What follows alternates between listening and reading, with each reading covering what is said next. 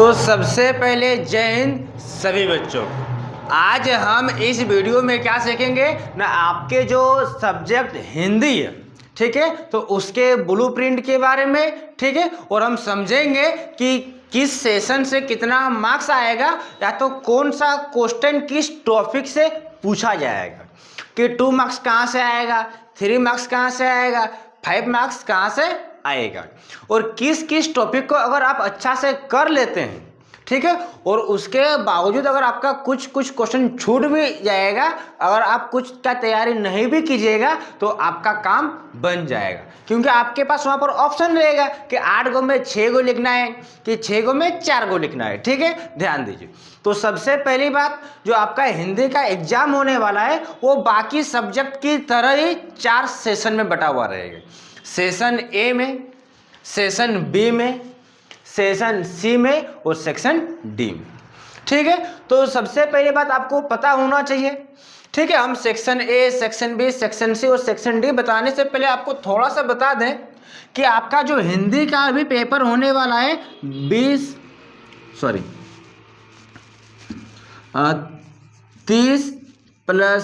50 और +20 के रूप में ही होगा। जिस प्रकार इंग्लिश में होता है, मैथ में होता है, साइंस में होता है, एसएसटी में होता है, सेम आपका हिंदी में भी नियम लागू होगा कि 30 नंबर का आपका ऑब्जेक्टिव एग्जाम होगा। और सबसे पहली बात आपको बता भी दिए हम मैथमेटिक्स में कि आपके ऑब्जेक्टिव के लिए आपको कोई भी ओएमआर शीट नहीं दिया जाएगा, ठीक है। तो 30 नंबर का तो आपका ऑब्जेक्टिव एग्जाम होगा, ये 50 नंबर सब्जेक्टिव होगा और 20 नंबर का इंटरनल असेसमेंट या तो जो प्रैक्टिकल के रूप में दिया जाता है स्कूल से आपको मिल जाएगा, ठीक है। इतना करने के बाद आपको क्या करना है, ध्यान दीजिए।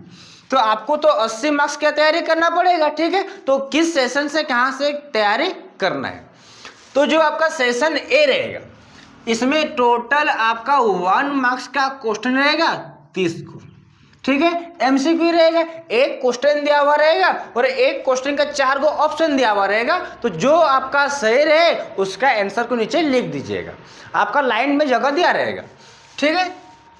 तो ये 1 मार्क्स का रहेगा 30 को। फिर अभी हम बताएंगे कि कौन सा क्वेश्चन नंबर में आपका किस टॉपिक से एग्जाम में आएगा, ठीक है। जो आपका सेक्शन बी है यह आपका 2 मार्क्स का रहेगा, टोटल क्वेश्चन रहेगा आपका 8 गो, उसमें से लिखना है आपको कोई भी 6 गो, ठीक है, ध्यान दीजिए। जो भी आपको इजी लगे, सेम नियम लागू होगा आपका सेशन सी में कि 3 मार्क्स का रहेगा, लिखना 6 गो, टोटल 8 गो में से, ठीक है। उसके बाद जो आपका लॉन्ग है सेक्शन डी वो 5 मार्क्स का होगा, लिखना है आपको 4 गो, टोटल दिया रहेगा क्वेश्चन 6 गो, ठीक है, ध्यान दीजिए। तो यहाँ पर आपका 30 मार्क्स हो गया, यहाँ पर आपका 12 मार्क्स हो गया, यहाँ पर आपका 18 मार्क्स हो गया, यहाँ पर आपका 20 मार्क्स हो गया, टोटल 80 मार्क्स आ गया, ध्यान दीजिए। तो जो मेरा सेशन ए रहेगा, तो सेशन ए 30 में से 30 लाने के लिए हमको किस किस टॉपिक को ध्यान देना पड़ेगा, ठीक है, ध्यान दीजिए। आप बहुत कम मेहनत करके आप हिंदी में बहुत ज़्यादा मार्क्स ला सकते हैं, ठीक है, अगर आप सही दिशा में मेहनत कीजिएगा तो। क्योंकि भागवत गीता में कहा भी गया है कि रणभूमि में युद्ध हो इससे पहले मनभूमि में लड़ा जाता है। तो आपका रणभूमि आपका 4 फरवरी को एग्जाम सेंटर में होगा, तो उससे पहले आपको दिमाग में लेके चलना पड़ेगा कि एग्जाम में हमको किस टॉपिक को लिखना है या तो किस टॉपिक को छोड़ना है, ठीक है। वहां पर जाके अगर आप सोचिएगा कि इसको लिखेंगे कि इसको लिखेंगे कि उसको छोड़ेंगे कि इसको छोड़ेंगे, ठीक है, तो फिर आपके लिए दिक्कत हो जाएगा, टाइम मैनेजमेंट नहीं हो पाएगा। तो जो आपका सेशन ए रहेगा उसमें टोटल 30 क्वेश्चन रहेगा, क्वेश्चन नंबर 1, 2, 3 इस तरह कहां तक रहेगा, 30 तक रहेगा। और इसी क्वेश्चन नंबर को हम बोर्ड क्वेश्चन नंबर बोलते हैं। तो बोर्ड क्वेश्चन नंबर जो आपका 1 से लेके 30 तक रहेगा, तो आखिर वो किस किस टॉपिक से रहेगा। तो हिंदी में आपका बुक दिया हुआ है, व्याकरण दिया हुआ है और बहुत सारा जो राइटिंग स्किल है उसमें से रहेगा, रीडिंग स्किल से भी रहेगा, ध्यान दीजिए। तो आपका जो बोर्ड क्वेश्चन नंबर 1 से लेके 4 तक रहेगा वह अपठित गद्यांश रहेगा। अपठित गद्यांश का मतलब होता है पैसेज जो आपका बुक से नहीं रहेगा, ठीक है। तो सर कहाँ से रहेगा या तो हम इसको किस प्रकार लिखेंगे, ठीक है। बाकी दुनिया के लिए हो सकता है कि अपठित रहेगा, ठीक है, लेकिन आपके लिए क्या रहेगा ना, पठित रहेगा। कैसे ना, जो भी हम नोट्स में से आपको पढ़ाएंगे गिना चुना 4 या 5 आपके एग्जाम में वहीं से रहेगा। ठीक है, तो उसके लिए आप बेफिक्र हो जाए कि सर अगर अपठित रहेगा, बिना पढ़ा हुआ रहेगा तो फिर हम उसको लिखेंगे कैसे। ठीक है, इसका टेंशन आप मुझ पर छोड़ दीजिए, टेंशन लेने का नहीं है, टेंशन देने का है। ठीक है, तो 1 से लेके 4 तक आपका क्या रहेगा, अपठित गद्यांश रहेगा, और बोर्ड क्वेश्चन नंबर 5 से लेके 8 तक मेरा अपठित काव्यांश रहेगा। ये भी पैसेज होता है, तो सर ऊपर में भी पैसेज दिए हैं, नीचे में भी पैसेज दिए हैं, कहीं पर आप गद्यांश लिख रहे हैं, कहीं पर काव्यांश लिख रहे हैं, इसका मतलब क्या है। ठीक है, तो सबसे पहली बात आपको याद होना चाहिए कि आपके बुक में भी 2 प्रकार का दिया गया है, एक गद्य खंड, एक काव्य खंड। ठीक है, तो गद्य कहने का मतलब जो मेरा कहानी वाला हिस्सा होता है, और काव्य कहने का मतलब मेरा जो पोएम वाला, कविता वाला हिस्सा होता है। तो आपका जो पैसेज रहेगा क्वेश्चन नंबर 1 से लेके 4 तक में, वो कहानी वाला पैसेज रहेगा कि कोई कहानी दिया रहेगा। ठीक है, और उस कहानी से रिलेटेड आपका कुछ क्वेश्चन दिया रहेगा, और प्रत्येक क्वेश्चन के लिए 4-4 ऑप्शन दिया रहेगा। ठीक है, उसी प्रकार जो 5 से लेकर 8 तक रहेगा वो आपका अपठित काव्यांश रहेगा, मतलब कविता जैसा से रहेगा। ठीक है, कोई भी कविता दे देगा, उसमें से 4 क्वेश्चन आपको लिखना पड़ेगा। जो आपका बोर्ड क्वेश्चन नंबर 9 से लेके 14 तक है, ये आपका रहेगा हिंदी का व्याकरण से, हिंदी ग्रामर से, ध्यान दीजिए। और जो व्याकरण होता है वो कभी भी सब्जेक्टिव एग्जाम में नहीं पूछा जाएगा। आपके एग्जाम में जो व्याकरण है वो हमेशा ऑब्जेक्टिव ही आएगा। तो इसके लिए आपको किसी भी प्रकार का जो परिभाषा होता है उसको रटने का जरूरत नहीं है। आप कुछ टॉपिक हम बताएंगे आपको। ठीक है, आपको प्रत्येक व्याकरण का हिस्सा का अलग अलग वीडियो बना देंगे, और सबका एक एक ट्रिक दे देंगे। किसी मान लीजिए कि समास पढ़ना है, अव्यय पढ़ना है, या तो वाक्य पढ़ना है। ठीक है, तो सर इसका परिभाषा हम क्यों याद रखें। ठीक है, सारा का हम ट्रिक दे देंगे। ठीक है, 1 ट्रिक पूरा समास खत्म, 1 ट्रिक देंगे आपका वाक्य खत्म हो जाएगा, वाक्य खत्म हो जाएगा, हर चीज का एक एक ट्रिक देंगे। तो व्याकरण तो एकदम ईजी है, क्योंकि इसको रटने की जरूरत नहीं है, समझने की जरूरत है, और यहाँ पर आपको याद करना ही नहीं है कुछ। ठीक है, ध्यान दीजिए। जो आपका बोर्ड क्वेश्चन नंबर 15 से लेकर 18 तक रहेगा वो रहेगा आपका पठित गद्यांश से, और जो मेरा 19 से लेकर 22 तक रहेगा मेरा पठित काव्यांश से रहेगा। पठित गद्यांश कहने का मतलब है कि आपका जो बुक है, तो बुक का किसी भी कहानी से कोई एक टॉपिक को, कोई एक पैराग्राफ को उठा लेगा और उससे दिया हुआ रहेगा। ठीक है, और उसमें से कुछ क्वेश्चन दिया रहेगा, प्रत्येक का 4-4 ऑप्शन रहेगा, और उसके आंसर को लिखना है। मान लीजिए कि आपका जैसे नेताजी का चश्मा से, या तो बाल गोविंद भगत से, ठीक है, उससे कुछ कहानी दे देगा और उससे कुछ आपको क्वेश्चन लिखना पड़ेगा। तो ये जो पठित गद्यांश है, आपका जो पठित काव्यांश है, ये अगर आपको पैसेज नहीं भी दिया जाए और सीधे अगर क्वेश्चन पूछ दे तो फिर भी आप सक जाएंगे। क्यों? क्योंकि आप उस लेसन को बारीकी से पढ़ चुके हैं। ध्यान दीजिए, तो पठित गद्यांश कहने का मतलब क्या, आपका बुक का जो कहानी वाला हिस्सा से क्वेश्चन दिया हुआ रहेगा, और जो पठित काव्यांश है वो मेरे बुक का जो पोएम रहेगा, कविता रहेगा, तो कविता वाला से कुछ क्वेश्चन दिया हुआ रहेगा। ठीक है, उसके बाद जो बोर्ड क्वेश्चन नंबर जो मेरा 23 से लेकर 30 तक वो मेरा बुक का एमसीक्यू रहेगा। जो आपका बुक 2 को दिया हुआ है, एक क्षितिज एक कृति का, तो दोनों से मिला के आपका 23 से लेकर 30 तक क्वेश्चन दिया हुआ रहेगा। तो ध्यान दीजिए, अगर आप समझ सक रहे हैं तो आपको सेक्शन ए के लिए कुछ भी मेहनत करने का जरूरत नहीं है। ज़्यादा थोड़ा सा मेहनत कीजिएगा तो आपको 30 में 30 दिला सकता है। क्यों? क्योंकि आपको अपठित गद्यांश याद करने का नहीं है, अपठित काव्यांश याद करने का नहीं है, व्याकरण भी आपको याद नहीं करना है। ठीक है, ध्यान दीजिए, ये पठित गद्यांश पठित काव्यांश भी आपको याद करने का जरूरत नहीं है। और ये तो हिंदी सब्जेक्ट है बाबू। ठीक है, हमारे बोलचाल की भाषा हिंदी है। ठीक है, तो जब हिंदी में तो आप अगर कहानी को ठीक से पढ़े हैं ना, तो अगर आप बुक ठीक से पढ़ लिए, अगर आप गेस्ट पेपर नहीं भी पढ़िएगा ना, तो मेरे ख्याल से सारा का सारा एमसीक्यू आप बना सकते हैं। अगर आपको टीचर थोड़ा सा बता दे और आप खुद से बुक रीडिंग कीजिएगा, फिर भी आप सेक्शन ए में 30 में से 30 ला सकते हैं। ठीक है, तो 30 नंबर तो मेरे एग्जाम में आ गया कंफर्म। ठीक है, इसके बाद जो मेरा सेक्शन बी है, तो सेक्शन बी मेरा 2 मार्क्स का रहेगा। टोटल क्वेश्चन रहेगा 8 गो, लिखना का रहेगा 6 गो। ठीक है। और ये रहेगा बोर्ड क्वेश्चन नंबर आपका 31 से लेकर 38 तक, क्या रहेगा, अपठित गद्यांश, ठीक है। और ये आपका सब्जेक्टिव होगा, ऑब्जेक्टिव नहीं होगा। तो जो सब्जेक्टिव रहेगा मेरा, ठीक है, तो सब्जेक्टिव में से मेरा जो एक पैसेज दिया हुआ रहेगा लंबा चौड़ा, ठीक है, और उसी में से मेरा 8 क्वेश्चन दिया हुआ रहेगा, ठीक है। मान लीजिए गांधी जी के बारे में दे दिए, ठीक है, या तो किसी भी चीज के बारे में दे सकता है, ठीक है, मेहनत के बारे में दे सकता है, भगत सिंह के बारे में दे सकता है, तो किसी के बारे में भी दे सकता है।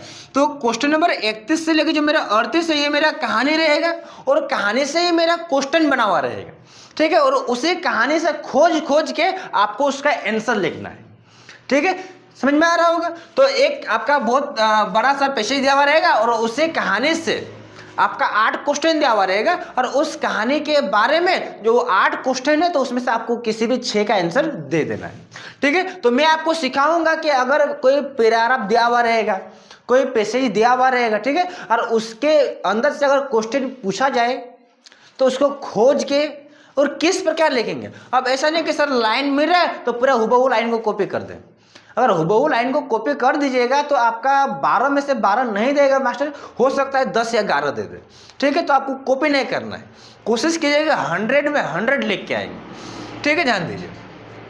तो इसका भी टेंशन आपको खत्म हो गया, ये भी तो आपको पढ़ना नहीं है, हम आपको सिखा देंगे कि पैसेज से आंसर को किस प्रकार चुनकर लिखा जाता है। तो मेरा सेक्शन ए का भी टेंशन खत्म हो गया है, मेरा सेक्शन बी का भी टेंशन खत्म हो गया है, ठीक है। अब ध्यान देते हैं हम क्या ना, सेक्शन सी को, ठीक है। सेक्शन सी को, और सेक्शन सी के लिए आपको थोड़ा बहुत पढ़ना पड़ेगा, ठीक है, बिना मेहनत के आपको कुछ नहीं मिलेगा। ऐसा तो नहीं कि सेक्शन ए में हम मेहनत नहीं करेंगे, सेक्शन बी में हम मेहनत नहीं करेंगे, तो हम सेक्शन सी और डी में भी बिना मेहनत के निकल जाएंगे। कुछ पाने के लिए कुछ खोना नहीं पड़ता है, कुछ पाने के लिए कुछ करना पड़ता है। अगर आपको स्वर्ग भी चाहिए तो आपको मरना पड़ेगा, ठीक है। तो बिना मरे आप स्वर्ग भी नहीं प्राप्त कर सकते हैं। हालांकि स्वर्ग और नर्क नाम का कोई चीज़ नहीं है, अलग चीज़ है, ध्यान दीजिए। तो बोर्ड क्वेश्चन नंबर 39 से लेकर बोर्ड क्वेश्चन नंबर 46 तक आपके एग्जाम में जो क्वेश्चन रहेगा वो कहाँ से पूछेगा ना, बुक से पूछेगा। सर ये किस बुक से पूछेगा, क्षितिज और कृतिका दोनों से मिला के पूछेगा कि अकेले पूछेगा? अकेले पूछेगा सिर्फ आपका क्षितिज से, क्योंकि क्षितिज का भी आपका 2 हिस्सा है, एक कहानी वाला एक कविता वाला, ठीक है। तो जो कहानी वाला है और जो मेरा कविता वाला है, दोनों से मिला के हमको यहाँ टोटल 8 क्वेश्चन पूछेगा, ठीक है। और उसी 8 में से हमको क्या करना है, कोई भी 6 का आंसर दे देना है, ठीक है, ध्यान दीजिए। तो क्या सर आप यहाँ जब मेरा 8 क्वेश्चन आएगा तो क्या हमको बुक का सारा क्वेश्चन याद करना पड़ेगा, पोएम का या तो कहानी का? नहीं, मैं आपको टोटल जो आपका गद्य खंड है और जो आपका पद खंड है 13-14 करके क्वेश्चन कराऊंगा। 13 को गद्य पद के लिए, 13 को गद्य के लिए, 13-14 ऐसा ही कुछ आसपास, ठीक है, और 13-14 को आपको पद के लिए, ठीक है। और उसके बाद आपको एग्जाम में एक भी क्वेश्चन नहीं आएगा, ठीक है। और उसके साथ साथ आपको लिखने का तरीका भी बता देंगे कि अगर आप एग्जाम में क्वेश्चन आता है तो उसको किस प्रकार सिस्टमिक तरीका से बना कर लिखिएगा कि आपको 3 में 3 मार्क्स दे देगा, ठीक है, ध्यान दीजिए। तो इसका हम क्या करेंगे ना, आपका इंपॉर्टेंट क्वेश्चन चुन के, ठीक है। और इसके लिए आपको कहीं भटकने का जरूरत नहीं है कि शर्मा पढ़ेंगे कि वर्मा पढ़ेंगे या तो कौन सा गेस्ट पेपर पढ़ेंगे, सर कौन सा चैनल में देखेंगे, ठीक है। आप हमारे चैनल से जुड़ जाइए, सीधी बात, और आपको कहीं भटकने का जरूरत नहीं पड़ेगा। बहुत ही लिमिटेड क्वेश्चन पढ़ाएंगे और एग्जाम में वहीं से आएगा, ठीक है, ध्यान दीजिए। तो जो मेरा सेक्शन डी है, मेरा लॉन्ग क्वेश्चन रहेगा, ठीक है, 5 मार्क्स वाला। तो मेरा 5 मार्क्स वाला क्वेश्चन टोटल कितना रहेगा, 6 को लिखना कहेगा हमको 4 को, ठीक है। और सबसे ज्यादा ऑप्शन आप देखिएगा ना तो आपको सेक्शन डी में ही मिलेगा। आपको देखने को मिल रहा है कि 6 को है, आपको और भी ज्यादा इसके अंदर ऑप्शन मिल जाएगा। सर क्या बोल रहे, विस्तार से समझाते हैं। जो आपका बोर्ड क्वेश्चन नंबर जो 47, 48 और 49, 47, 48 और जो 49 है ये आपका बुक से रहेगा, ठीक है। तो सर क्या ये भी सिर्फ क्षितिज से ही रहेगा? नहीं, अगर ये भी क्षितिज से रहेगा, ये भी क्षितिज से ही रहेगा तो कृतिका बुक है किस लिए, ठीक है। यहाँ पर आपका जो 47, 48 और 49 है, तो क्वेश्चन नंबर 47 में और क्वेश्चन नंबर 48 में आपका क्षितिज से रहेगा, और बोर्ड क्वेश्चन नंबर जो 49 है ये आपके कृतिका किताब से रहेगा, ठीक है। तो सर क्या इसके लिए हम पूरा कृतिका बुक को याद करेंगे? नहीं, आपको 6 क्वेश्चन हम पढ़ाएंगे कृतिका से, ठीक है, और उसी 6 क्वेश्चन में से आपका एक क्वेश्चन रहेगा, ठीक है, वही 6 क्वेश्चन में से आपका एक क्वेश्चन कंफर्म रहेगा, उसके बाहर हो ही नहीं सकता है, ठीक है। जो मेरा बोर्ड क्वेश्चन में 47 और 48 रहेगा वो तो मेरा क्षितिज से रहेगा, तो क्षितिज से वो लॉन्ग क्वेश्चन हो सकता है, या तो कोई भी आपका एक आशय स्पष्ट करने के लिए आ सकता है, कोई भी आपका एक ब्रज भाषा में कोई पैराग्राफ लिखा रहेगा और उसको हिंदी में अनुवाद करके आपको पूछ सकता है, जो कि नहीं कि बराबर पूछता है, कभी नहीं पूछता है, कभी कभार उसका अगर दारू पी के मारे पे के ताड़े पे का क्वेश्चन बनाएगा तो हो सकता है कि दे दे वो, ध्यान दीजिए। तो इसके लिए भी आपको कोई अलग से क्वेश्चन नहीं पढ़ाएंगे हम, जो आपको हम यहाँ पर पढ़ाएंगे गद और पद, उसी से आपका 3 मार्क्स भी कंप्लीट, उसी से आपका 5 मार्क्स भी कंप्लीट, मतलब एक तीर 2 निशाना, सांप भी मर जाएगा लाठी भी नहीं टूटेगा। जब आपको हम पढ़ाएंगे गद तो उसमें गद को पूरा पढ़ा देंगे, उसमें 3 मार्क्स भी आपका आ जाएगा और 5 मार्क्स भी आ जाएगा, ठीक है। जब पढ़ाएंगे तो बता देंगे कि यह क्वेश्चन अगर एग्जाम में आएगा तो 3 मार्क्स में आएगा कि 5 मार्क्स में आएगा, उसकी लॉन्ग को देखते हुए, ठीक है। ध्यान दीजिए, अगला जो क्वेश्चन मेरा बोर्ड क्वेश्चन नंबर 50, जो मेरा क्वेश्चन नंबर 50 रहेगा वो मेरा निबंध रहेगा। क्या रहेगा? निबंध रहेगा। तो निबंध में आप जैसे मन तैसे नहीं लिख सकते हैं, निबंध में आपको कुछ वहां पर बिंदु दिया हुआ रहेगा और उसी के बारे में लिखना है। टोटल आपका निबंध आपको एगो लिखना है, एग्जाम में देगा क्या? 3 गो, एग्जाम में आपका 3 गो निबंध देगा और वही 3 गो में से क्या लिखना है? आपको एगो लिखना है, ठीक है। तो आपके पास ऑप्शन में ऑप्शन, क्या यहाँ ऑप्शन दिया हुआ है और वेतन में और ऑप्शन दिया हुआ है, ध्यान दीजिए। तो निबंध टोटल रहेगा क्या? 3 गो, उसमें से आपको लिखना है क्या? एगो, ठीक है। और वो भी जो हम पढ़ाएंगे 3 गो, उसी में से 2 गो रहेगा। 3 या 4 निबंध पढ़ाएंगे, उसी में से 2 गो रहेगा। अगर आप 2 गो भी नहीं कर सकते हैं तो 1 करके जाइएगा, हमारा राज्य झारखंड, ठीक है। अगर वो नहीं आएगा तो अगला दिन से हम यूट्यूब पे पढ़ाना छोड़ देंगे, ठीक है। ध्यान दीजिए, जो आपका पत्र है तो पत्र में आपको लिखना है एगो, टोटल दिया रहेगा क्या? 2 गो, ठीक है। निबंध आपका 3 गो में से एगो लिखना है और आपका जो पत्र रहेगा वो 2 गो देगा, उसमें से एगो लिखना है। तो पत्र आपका 2 प्रकार का होता है, एक आपका औपचारिक पत्र, एक आपका अनौपचारिक पत्र, ठीक है। तो एक आपका औपचारिक दिया रहेगा, आपका एक अनौपचारिक दिया हुआ रहेगा, और दोनों में से जो आपको इजी लगे वो आप लिख सकते हैं, वो आप लिख सकते हैं। और आपको यहाँ पर पत्र रटने का जरूरत नहीं है। हमारे चैनल में मैं आपको खुद सिखा दूंगा कि पत्र लिखा किस प्रकार जाता है। इसके लिए भी मैं टोटल औपचारिक में से 3 गो पत्र लिखाऊंगा और अनौपचारिक में से 3 गो लिखाऊंगा, जो कि आपके एग्जाम में उसी से आ जाएगा। औपचारिक भी 1 हो जाएगा और अनौपचारिक भी 1 आ जाएगा। तो सर पत्र तो सिर्फ हम एग्जाम के लिए नहीं पढ़ रहे हैं ना कि सर 3 गो लिखाएंगे।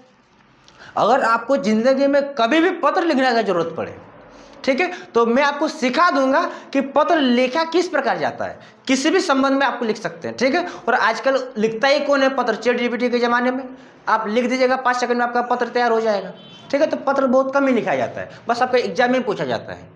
आगे के जमाने में पत्र लिखते थे, चिट्ठी आई है। आज कहाँ से चिट्ठी आएगा? व्हाट्सएप और इंस्टाग्राम में टाइम नहीं मिलेगा क्या? अगला मेरा क्या है? बोर्ड क्वेश्चन नंबर 52, वो मेरा क्या रहेगा? विज्ञापन। तो सर विज्ञापन का मतलब क्या होता है? विज्ञापन तो हम कभी सुन भी नहीं किए 6, 7, 8, 9 में। विज्ञापन कौन सा बंदर का नाम है? ठीक है, तो जिस तरह बापू जी का 3 गो बंदर था ना, तो ये नरेंद्र मोदी का बंदर है विज्ञापन, ठीक है। इसमें सिर्फ आपको फेंकना है कि ये हो जाएगा, वो हो जाएगा, मतलब प्रचार करना है। मान लीजिए कि आपको साबुन का प्रचार आ जाएगा, फेयर लवली का प्रचार आ जाएगा, ठीक है, कि लगाइए, 2 दिन लगाइए, फिर चमगादड़ से परे बन जाएगी, ठीक है। तो विज्ञापन मतलब आपको प्रचार करने के लिए बोलेगा किसी भी कंपनी के बारे में। वो एक शायरी भी है ना कि मत कर घमंड अपने हुस्न का, ये सब 2 दिन की चांदनी है। मत कर घमंड अपने हुस्न का, ये सब 2 दिन की मस्ती है। और तुम्हारी खूबसूरती तभी तक बरकरार है जब तक फेयर लवली सस्ती है, ठीक है। तो आप यहाँ पर डायलॉग नहीं लिखिएगा ज़्यादा, विज्ञापन आपको लिखना है के लिए सिखा देंगे। और विज्ञापन में आपको लिखना है एगो, टोटल दिया रहेगा क्या? 2 गो आपको विज्ञापन दिया हुआ रहेगा, आपको लिखना है कि एगो। ध्यान दीजिए, मैं आपको यहाँ पर आपको कम मेहनत करके ज़्यादा नंबर कैसे उड़ाइएगा। आपको लॉन्ग क्वेश्चन में क्या लिखना है? टोटल 4 गो। तो आप सबसे पहले विज्ञापन तैयारी कर लीजिएगा, क्योंकि विज्ञापन आपको लिख के सिखाना है, रटना नहीं है। पत्र क्या तैयारी कर लीजिएगा, पत्र अपने से लिख सकते हैं। विज्ञापन हम अपने से लिख सकते हैं। निबंध 2-3 बार आपको लिख लीजिएगा तो निबंध में आपको याद हो जाएगा। ठीक है, ध्यान दीजिए। उसके बाद 1 2 3 हो गया मेरा, टोटल 4 गो लिखना है। ठीक है, तो मेरा यहाँ पर जो 3 गो क्वेश्चन है मेरा 47, 48 और 49, उसमें से मेरा एगो कृतिका से रहेगा, एक क्वेश्चन मेरा कृतिका से रहेगा और 2 गो क्षितिज से रहेगा। अगर हम यहाँ पर क्षितिज का क्वेश्चन को हम करा दिए तो जो मेरा यहाँ पर 2 क्वेश्चन रहेगा उसका भी तो तैयारी मेरा हो ही गया है उसमें से, उसके लिए अलग से तैयारी नहीं करना पड़ेगा। तो आप यहाँ पर एक निबंध लिख लीजिएगा, एक पत्र लिख लीजिएगा, एक विज्ञापन लिख लीजिएगा और क्षितिज को एक क्वेश्चन लिख लीजिएगा। अगर आप कृतिका का तैयारी नहीं भी करते हैं, अगर एक बुक को साइड भी कर देते हैं सब्जेक्टिव में, ऑब्जेक्टिव भी आप पढ़ लीजिएगा। ठीक है, अगर आप कृतिका को नहीं भी पढ़ते सब्जेक्टिव में तो फिर भी आप 100 में 100 लिख के ला सकते हैं। क्यों? क्योंकि कृतिका से मेरा सिर्फ एक क्वेश्चन पूछेगा और उसमें भी मेरी मर्जी है कि उसको हम चाहे तो लिखें और चाहे तो नहीं लिखें। ठीक है, तो आपको हार्ड वर्क करने का जरूरत नहीं, आपको स्मार्ट वर्क करना है क्योंकि आपके पास ज़्यादा टाइम ही नहीं है। आपका 4 फरवरी से आपका 4 फरवरी को आपका फर्स्ट एग्जाम या सेकंड एग्जाम जो भी आपका होगा हिंदी से ही होगा। ठीक है, तो आप कृतिका अगर नहीं भी पढ़ते सब्जेक्टिव में तो आपका हो जाएगा, हालांकि मैं आपको पढ़ा दूंगा। ठीक है, तो आप निबंध का तैयारी कर लीजिएगा, पत्र का तैयारी कर लीजिएगा, विज्ञापन का तैयारी कर लीजिएगा और एक क्वेश्चन वहां से लिख लीजिएगा। आप चाहें तो कृतिका से लिख सकते हैं, हम आपको मना नहीं करेंगे। ठीक है, तो आपका सेक्शन ए में ज़्यादा तैयारी नहीं करना है, सेक्शन बी में अभी आपको तैयारी नहीं करना है। आपको जो तैयारी करना है सेक्शन सी और सेक्शन डी का। हालांकि मैं सेक्शन बी के लिए भी वीडियो बनाऊंगा, आपको लिखने के लिए सिखाऊंगा, तो इसमें आपको ज़्यादा रटने का जरूरत नहीं पड़ेगा। आपको जो याद करना है वो किससे रहेगा, 39 से लेकर 46 तक। ठीक है, तो इसके बाद हम क्या करेंगे, जो भी आपका टॉपिक रहेगा किसी एक टॉपिक को शुरू करेंगे, या तो निबंध को, या तो पत्र को, या तो विज्ञापन को, या तो आपका क्वेश्चन को। ठीक है, आपको सबसे पहले किस टॉपिक का वीडियो चाहिए आप कमेंट कीजिए, हम शुरुआत उसी से करेंगे। ठीक है, तो मिलते हैं नेक्स्ट वीडियो में, तब तक के लिए जय हिंद, जय भारत, वंदे मातरम।